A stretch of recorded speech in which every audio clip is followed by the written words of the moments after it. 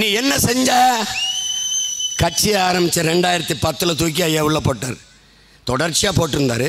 அப்போ கட்சி ஆரம்பித்தோம். தூக்கி வேலூரில் என்னை கொண்டு அடைச்சார். புழல்லாம் அடைச்சிட்டார். அவசர அவசரமாக என்ன நினச்சாரு தெரியும்? திருப்பி கதவை திறந்து வேகமாக வாங்க வாங்க வாங்க எடுங்க பெட்டியெல்லாம் எடுத்துக்கொண்டு திருப்பி ஏற்றி வண்டி வேகமாக ஓடிச்சு. எங்கடா கொண்டு போகிறாங்கன்னு நினச்சேன். வேலூரில் கொண்டு அடைச்சாங்க. வேலூரில் அடைச்சா இரவில் அண்ணனை கொண்டு வராங்கன்னு என் தம்பியில் எல்லாருக்கும் சொல்லப்பட்டுருச்சு. காலையில் என்னை சிறைக்குள் ஒரு சிறை, ஏன்னா நான் இன்டர்நேஷ்னல் டெரரிஸ்ட்டுங்கிறதுனால சிறைக்கு உள்ள ஒரு சிறை. இதுவரை நான் இருந்த எல்லா சிறையிலுமே சிறைக்குள்ளே எனக்கு ஒரு சிறை. உங்களால் நம்ப முடியுதா பாருங்க?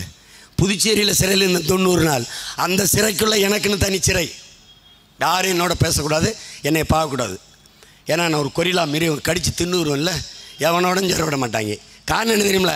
அங்கே அவனோட பேச விட்டா அங்கே இருக்கிற சிறைக்கதிகளெல்லாம் அவனுக்கான ஆளாக மாற்றுவான். வேற என்ன பயம்? அந்த பயம்தான். அப்போ என் தம்பிகளை பார்த்து 6 மாதம் அவர்களோடு இருந்தேன் சிறையில். பேரறிவாளன், முருகன், சாந்தன், தம்பி ராபர்ட் பையா, அண்ணன் ஜெயக்குமார் எல்லாரோட வெளியில் வந்து நான் ஒரு முழக்கத்தை முன் வச்சேன். ஒரு பெருங்கூட்டத்தை போட்டேன். மே 18 7 பேர் விடுதலையை சாத்தியப்படுத்த முடியவில்லை என்றால் இனத்தின் விடுதலை எப்படி சாத்தியம்? 7 தமிழர் விடுதலையே இனத்தின் விடுதலையின் தொடக்கம்னு முழக்கத்தை முன் வச்சேன். அந்த 7 பேரையும் விடுதலை செஞ்சிருக்கிறது, விடுதலை செஞ்சு இருக்குது நாம் தமிழர் கட்சி. அதை கவனத்தில் வச்சுக்கணும். விடுதலையாக போகிற அந்த நேரத்தில் ஒரே ஒரு ஏமாற்றத்தை என் தம்பி சாந்தன் தந்துட்டான்.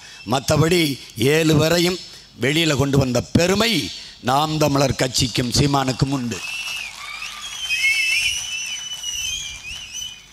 போராடிருக்கலாம், எத்தனை பேர் போராடிருக்கலாம், வழக்கு போட்டிருக்கலாம். ஆனால் அந்த நிலைப்பாட்டில் உறுதியாக நின்று இதை திரும்ப திரும்ப பெரும் வெகுமக்கள் அரசியலாக மாற்றி அதுக்கு பெருந்தியை பற்ற வச்ச புரட்சிக்காரியின் தங்கை செங்கொடி, அதுக்கு வழக்கை தனி மனிதனாக போட்டு அந்த வழக்கை வாதாடி வென்றவன் என் தம்பி பேரறிவாளன். இத்தனை போராட்டத்திற்கு பிறகு 7 பேரும் விடுதலையானார்கள். ஒருத்தன் உயிர் விடுதலை செய்து போய்விட்டானே ஒழிய மற்ற 6 பேரும் விடுதலையானார்கள் என்பதில் நமக்கு பெருமை, மகிழ்ச்சி. அடுத்த பாய்ச்சல் இனத்தின் விடுதலை தான். உரிமை மீட்சி, அதன் பாதுகாப்பான எதிர்கால நல்வாழ்வு.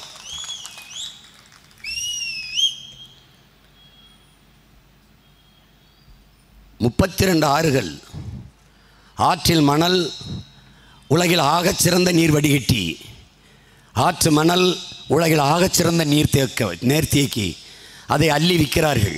ஒரு கேள்வி கேட்பார்கள், மணல் அல்லவில்லை என்றால் வீடு எப்படி கட்டுவீர்கள் என்று.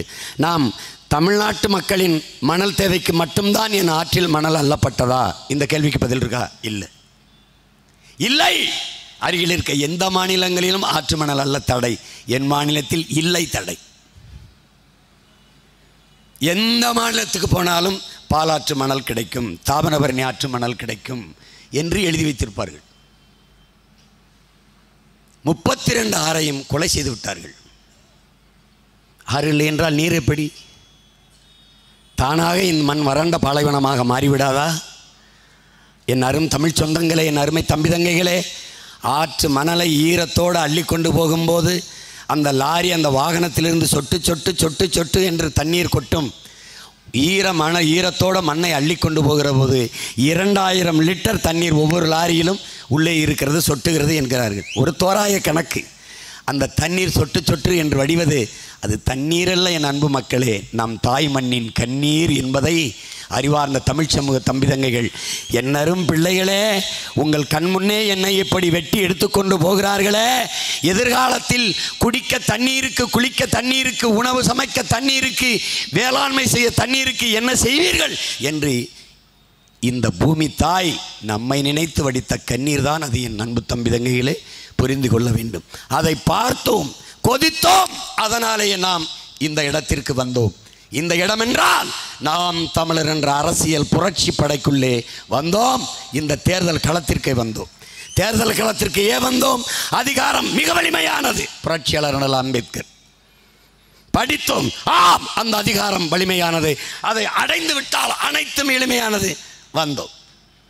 எல்லா துன்பப்பூட்டுகளுக்குமான ஒரே சாவிதாண்டா இருக்குது. என்னதுங்க ஐயா? ஆட்சி அதிகாரம் மட்டுமே. வந்தோம். இயக்கங்கள் மனு கொடுக்கும், போராடும், விண்ணப்பிக்கும், உண்ணாவிரதம் இருக்கும், முற்றுகையிடும். ஆனால் தீர்வு காண முடியாது. அப்ப எது தீர்வு காணும்? அரசியல் அதிகாரம் மட்டுமே, ஆட்சி அதிகாரம் மட்டுமே. அதனாலே இவ்விடத்திற்கு வந்தோம். பொழுதுபோக்குக்கு பேரம் பேசி 10-20 சீட்டை வாங்கிட்டு 1000-2000 கோடியை வாங்கி அரசியல் வியாபாரம் பக்கம் வந்தவர்கள் அல்ல.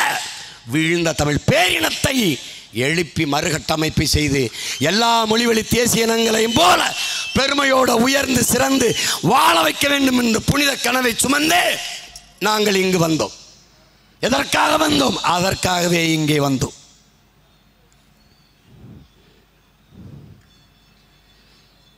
பார்த்தோம், என் வழிபாட்டில் என் மொழி இல்லை. வேதனையுற்றோம், வருந்தினோம், அழுதோம். பார்த்தோம், என் வழக்காடு மன்றத்தில் என் தாய்மொழி இல்லை. பார்த்தோம், அறிவு கருவறையான பள்ளி கல்லூரியிலே என் தாய்மொழி வெளியேற்றப்பட்டு விட்டது. என் தாய் விரட்டி அடிக்கப்பட்டு விட்டாள். பார்த்தோம், மணக்க வரும் தென்றலிலே குளிரா இல்லை, தோப்பில் நிழலா இல்லை, தனிப்பெரிதாம் துன்பம் இது தமிழகத்தின் தமிழ் தெருவில் தமிழ்தான் இல்லை என்று வருந்தி பாடி செத்தே போனான் எங்கள் புரட்சி பாவலன். அவன் பாடி இறந்து எவ்வளவு காலம்? வீழ்வது நாமாக இருந்தாலும் வாழ்வது தமிழாக இருக்கட்டும். முன்வைத்த முழக்கத்தை முன்வைத்த பெருமக்கள் இன்னும் அதிகாரத்திலே. எங்கும் தமிழ் எதிலும் தமிழ் என்ற முழக்கத்தை முன்வைத்தவர்கள் இன்றும் அதிகார ஆட்சி கட்டிலே. எங்கே தமிழ்?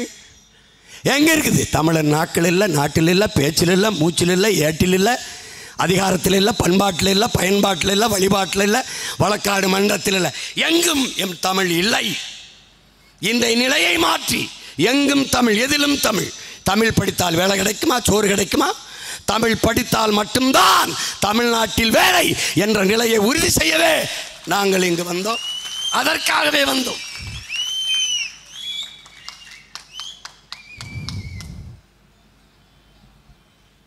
தண்ணீர் மனித தேவை மட்டுமல்ல, உலக உயிர்களின் உயிர் தேவை. அதை விற்கக்கூடாது. தண்ணீர் விற்பனை பொருள் அல்ல, விற்பனை பொருள் அல்ல. உன்னால் உருவாக்க முடியாது, அழிக்கக்கூடாது.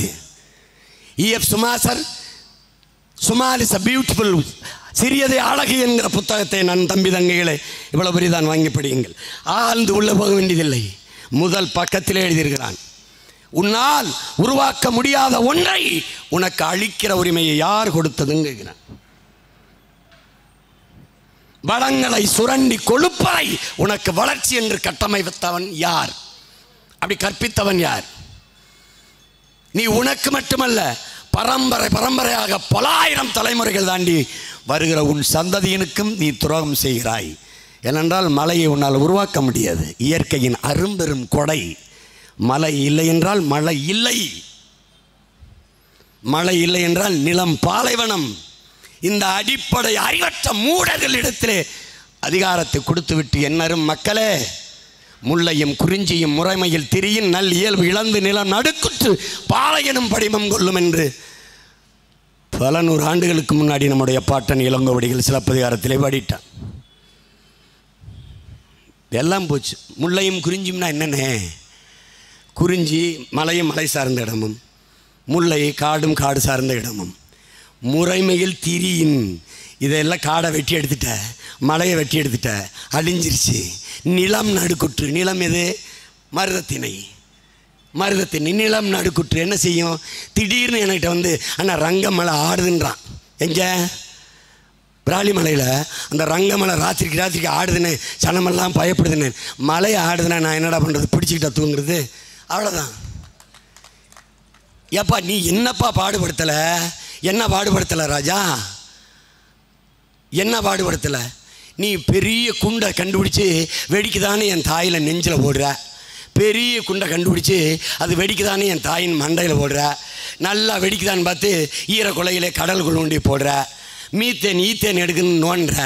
சிறுநீரத்தை எடுக்கிற, இதயத்தை பிடுங்குற, கண்ணை பிடுங்குற, நுரையீரலை நோண்டுற, கேட்டால் பயோகேஸுங்கிற, மீத்தேனுங்கிற, ஈத்தேனுங்கிற. அட முட்டா பயல்களே, மக்கிய மரக்கழிவு, இலைதலை கழிவு, ஆடு மாட்டு கழிவில் இருந்து எவ்வளவு வேணாலும் பயோகேஸ், இந்த மீத்தேன் ஈத்தேனை எடுக்கலாம்னு கத்தியே செத்து போனான்டா எங்கள் பெரிய தகப்பன் நம்மாழ்வார். அவன் பேச்ச கேட்கல. நான் முடிவு பண்ணிட்டேன், இவர்கள் கேட்க மாட்டார்கள். அதை செய்கிற இடத்துக்கு நம்மாழ்வார் மகன் சீமான் வந்தாக வேண்டும். அதற்காகவே நாங்கள் இங்கே வந்தோம். அதற்காகவே நாங்கள் வந்தோம் பெருமக்களே, அதற்காகவே வந்தோம். எங்களுக்கு ஒரு தன்னலம் இருக்கிறது, சுயநலம், தன்னலம், செல்ஃபிஷ். என்னது? என் இனத்தின் நலம், என் மண்ணின் நலன், என் மக்களின் நலன். அதுவே நாம் தமிழர் பிள்ளைகளின் தன்னலம். என் இனத்தின் நலனே எங்கள் நலன்.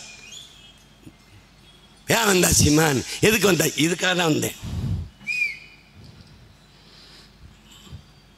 ஆற்றை உயிர்ப்பிக்க முடியுமா? அதுக்கு போறான்னு. இங்கே பாருங்க, அரையங்கலம் இருக்கு பாருங்க, அரையங்கலம் ஆற்று மணல். அது உருவாக 100 ஆண்டுகள் ஆகுங்கிறான். எத்தனை ஆண்டு? 100 ஆண்டு. நீ 30 அடி அல்ற, எத்தனை ஆயிரக்கணக்கான லட்சக்கணக்கான ஆண்டுகள் ஆகிறது. மணல் எப்படி உருவாச்சு? நீ உருவாக்குன அருவி. அருவி எப்படி உருவாக்குச்சு? முதல்ல எப்படி வருது அருவி? எப்படி வருது? கடல் நீர், சூரியன் தந்தை, கடல் தாய், 2 பேர் இணைவில் நீராவியாகி மேலே போகுது. அப்படி மேலே போய் சுற்றிக்கிட்டே இருக்குது அந்த ஈர காற்று. மேகமாக முடியல. எல்லா வியர்வை, என் வியர்வை, உன் வியர்வை, விலங்குகளின் வியர்வை, மரங்களின் வியர்வை, பறவைகளின் வியர்வை எல்லாம் நீராவியாகி போய் அங்கே போய் சேருது. அப்போவும் அது மேகமாக முடியல. காற்று மண்டலத்தில் சுற்றி கொண்டிருக்கிற கரி தூசி எல்லாம் சேர்ந்து அப்படியே மேகமாக உருவெடுக்குது.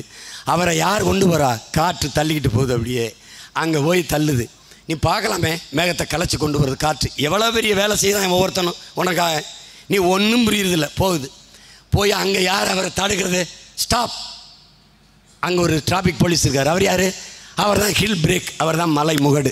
அங்கே நிறுத்திடுவார். 3000 அடிக்கு இருப்பார் அவர் நிறுத்திடுவார். ஏன் அவர் நிறுத்துறாரு? அங்கே நிறுத்துவார். மேகத்துக்கு ஒரு குணம் என்ன? குளிர்ச்சியாக எங்கே இருக்க குழுன்னு கொட்டிடுவார். நம்ம ஆளுன்னு, நம்ம ஆளை பார்த்து, நம்ம சொந்தக்காரனை பார்த்தா பெரியப்பா அப்படின்னு போய் கட்டிப்பிடிப்போம்ல, அப்படி கட்டிப்பிடிச்சிடுவார். அங்கே 3000 அடியில் இருக்கிற மேலே 300 அடி 200 அடியில் மரம் இருக்கார். இந்த மரம் எங்கள் ஒப்ப நட்டதா, எங்கள் அப்பா நட்டதா? பூரா காக்கை, குருவி, கொக்கு, மைனா, சிட்டு, வவ்வால் அவன் நட்டது. உரம் போட்டது யார்? புலி, சிங்கம், கரடி, இந்த யானை, குரங்கு இவன் போட்டது. இவங்க உருவாக்கின காடு 300 அடிக்கு இருக்கார். இங்கே எப்போவுமே மரத்துக்கு வேர்க்கும்.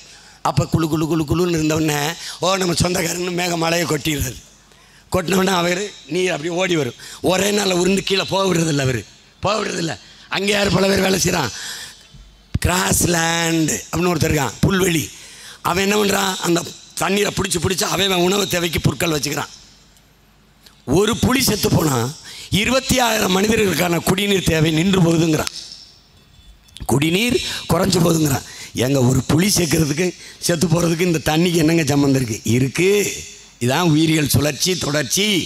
இந்த புலி, இந்த புல்லை மேய்கிற வரையாடு, மான், இந்த காட்டு மாடுலாம் இருக்குல்ல, இவர் வேட்டையாடி சாப்பிட்ருவார். இவர் சாப்பிட்லன்னா இந்த எண்ணிக்கை பெருகி கொண்டே போகும். இந்த வரையாடு, இந்த காட்டு மாடு, இது எண்ணிக்கை பெருக இவர் உணவுக்கு இந்த சம புல்வெளியில் இருக்கிற புற்களெல்லாம் தின்றுவார். புற்களெல்லாம் அதிகமாக தின்னுட்டார்னா அங்கே நீரை தேக்கி வைக்கிற ஆள் இருக்கான்ல, அவன் இல்லாமல் போயிடுறான். அதனால் ஒரு புலி இறந்தால் 26,000 மனிதர்களுக்கான குடிநீர் அங்கே தட்டுப்பாடு வருதுன்றான். அங்கே சோலை காடுகள் இருக்குது. அவன் என்ன பண்ணுறான்? அவன் உணவு தேவைக்கு சேமிக்கிறான் நீரை, கொஞ்சம் கொஞ்சமாக உருட்டி விடுறான். அது போக இலை, வேறு எல்லாத்துலேயும் நீரை பிடிச்சி வச்சுக்கிறது மரம். அங்கேருந்து சொட்டாக விட்டு பல கோடி துளிகள் 1-2 பேர் அருவியாக கொட்டுது. உருண்டு வரும்போது அருவி அங்கங்கே இருக்கிற சிறு பெரு கற்களை உருட்டிகிட்டு வருது. ஒன்றோட ஒன்று மோதுதா அந்த கற்கள், அந்த பாறங்கற்கள் நொறுங்கி துகளாகுது. துகளை அப்படியே உருட்டிட்டு வந்து ஆறு மேலே அப்படி தோலாக போர்த்துது அருவி. அதுதான் மணல். அந்த மணலை நீ என்னன்ற இந்த பாலா பிறந்த இந்த பாவி பணத்தாசை பிடிச்சி நோண்டி எடுக்கிறான். அதை EF சுமாசர்